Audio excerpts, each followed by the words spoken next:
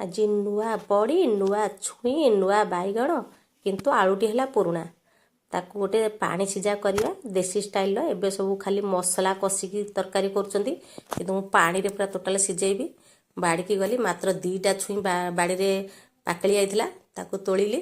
ଗଛରୁ ଆଙ୍କୁଟେ ଟାଣିଦେଲି, 2ଟା ତୋଳିଲି। ଆମ ବୋଉ ଆସି ପହଞ୍ଚିଗଲା, କହିଲା ମା ଏତିକି କ'ଣ କରିବ? ମୁଁ ଆକୁ ପୁରା ଟୋଟାଲ ପାଣି ସିଝା ବନେଇବା।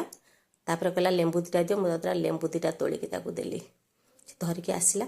ତାପରେ ମୁଁ ଗାଧୋଇ ଗୁଧା ସାରି ତାକୁ କ'ଣ କଲି, ଛୁଇଁକି ଆଳୁ ବାଇଗଣ ତାକୁ ପୁରା ସାଇଜ୍ ପିସ୍ ପିସ୍ କରି କାଟିଲି।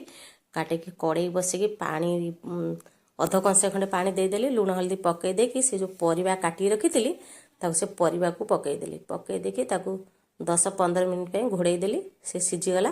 ତାପରେ ଗଲି ନୂଆ ବଡ଼ି 2ଟା ଆଣିବା ପାଇଁ। 4-5-6ଟା ଖଣ୍ଡେ ନୂଆ ବଡ଼ି ଆଣିଲି। ତାକୁ ଗଲି ତାୱାରେ ପକାଇକି ତେଲ ଦେଇକି ତାକୁ ଲାଲ ଲାଲ କରିକି ଭାଜିଦେଲି।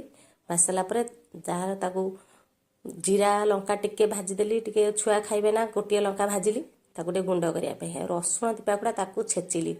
ସେହି ସମୟରେ ଆମର ସିଝିଗଲା। ସିଝିଗଲା ପରେ ତେଲ ପକାଇ ଟିକେ ପଞ୍ଚ ଫୁଟଣ ଦେଇକି 2ଟା ଲଙ୍କା ଫୁଟେଇ ଦେଲି। ଆଉ ତାପରେ ରସୁଣକୁ ପକାଇଦେଲି। ରସୁଣ ତାର ଲାଲ ଲାଲ ହେଇଗଲା। ତାପରେ ତାକୁ ଛାଡ଼ିଦେଲି। ଛାଡ଼ି ସାରିଲା ପରେ ଯେଉଁ ବଡ଼ି ଭାଜିକି ରଖିଥିଲି, ମାନେ ବଡ଼ିଟାକୁ ପଛରେ ଦେଲି। କାହିଁକିନା ଯେଉଁ ତେଲଟା ଯେଉଁ ଫୁଟା ହେଇଥିଲା ସେଇ ପାଣିଟା ପଶିବ ବଡ଼ି ଭିତରେ। ଆଗେ ପକାଇଦେଲେ କ'ଣ କି, ମାନେ କଞ୍ଚା ପାଣିଟା ଯଦି ଟାଣି ନେଇଥିବ ନା, ବଡ଼ି ଭିତରଟା ଖାଇବା ପାଇଁ ଟେଷ୍ଟ ଲାଗିବନି। ତାପରେ ଜିରା ଲଙ୍କା ଗୁଣ୍ଡ ଟିକେ ପକାଇଦେଲି, ହେଇଗଲା ସିଝା। ତାପରେ କ'ଣ, ସେ ଖାଲି ଗୋଟେ ଆଇଟମ୍ ଲାଗେ ତ ଖାଇ ହେବନି।